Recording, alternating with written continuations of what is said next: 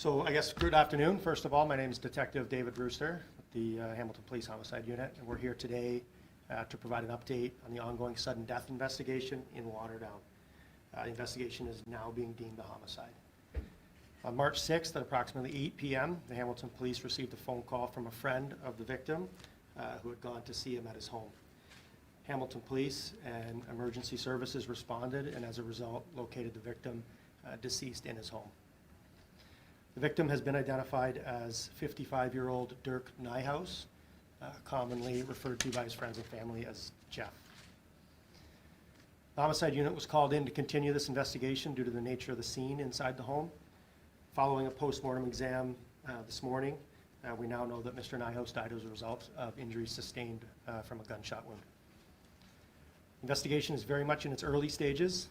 Forensics unit will continue to be on scene and we'll be canvassing the neighborhood for witnesses, CCTV footage and the like.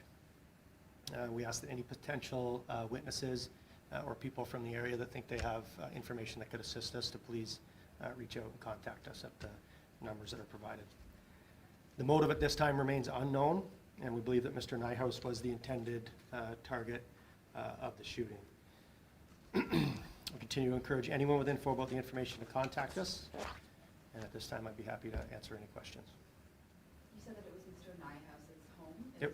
Was he home alone? He was home alone, yes. Do you know when he was last seen alive? Early in the week, so we're very early in the investigation. We continue to speak with friends and family, people that may have been in contact with him over the last few days, but as far as we know, early in the week. Was there any particular reason that the friend was concerned to check on him? Just absence of, similar if you reach out to your friend and they're not answering, they just went to check. Had he not been, going to work or other places that he was expected? We're still going through all of that, so I don't really have those answers for you yet.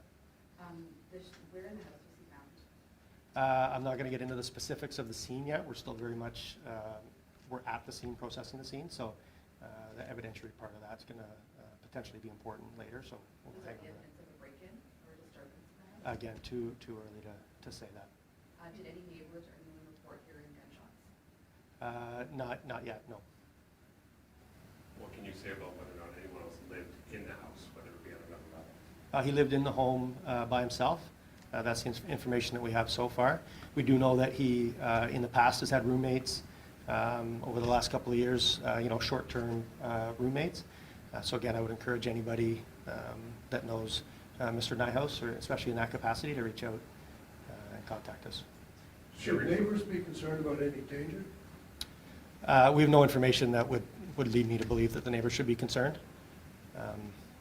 In the same instance, it seems targeted. It seems that there was an interaction between Mr. Nyhouse and, at minimum, another person that led to this. I don't think that it was a random. Any indication of a robbery? Too early to tell that. We're still going through the scene. Detective, what can you say, because we've heard from people that live in the area close by that there were multiple animals that lived in the house. What can you say about the breed animals in the residence of Freesburg? There was a dog in the house, yes. Mr. Nyhouse had a dog, yeah. Was the dog okay? The dog is fine, yeah. Very friendly. How long have you been living there? Do you know? I don't know that yet. Do you know anything else about him and his, where he worked or his lifestyle? Or? No, we're still building that picture. I know that he has 2 adult children, has been married in the past, and lives alone in that home right now. Was he previously known to police? No. One of his children lives in Texas? I don't know that. Yeah. Is there a photo available from the home? There is. The family's provided one to us just prior to me getting here, so we'll be able to make that available. What can you say in terms of Hamilton Police resources? You have sort of 2 homicides within a very short time frame. I'm sure the homicide unit was incredibly busy yesterday and overnight. Can you comment on that at all? Yeah, very busy, yeah, definitely yesterday and overnight.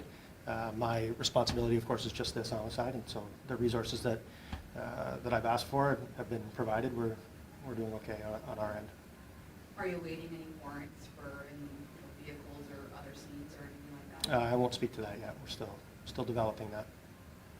Any indication of how many gunmen or people were in the house at the time? Again, that's pretty evidence specific. I'll stay away from that too. What can you say about a timeline for Hamilton Police being at the scene and when people Yeah. the crime scene suits? I would think for the next day or two, for sure, we're going to be in the scene, at the area. You'll be very visible presence. We'll have uniform officers at the scene. I would encourage anybody in the neighborhood that has information to feel free to approach these officers and provide the information, or at the minimum their contact information, which would be forwarded to our investigators and follow that up.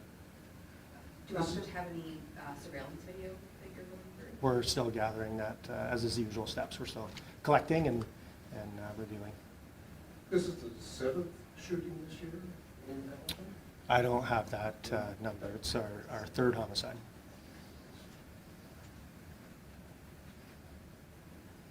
Detective, just before we wrap, can we ask you to spell your first and last name for us, just so we have it? Sure. It's David, D-A-V-I-D, and Brewster's B-R-E-W-S-T-E-R. And your rank again? Sergeant or detective. Diaz. Okay, thank you. Thanks.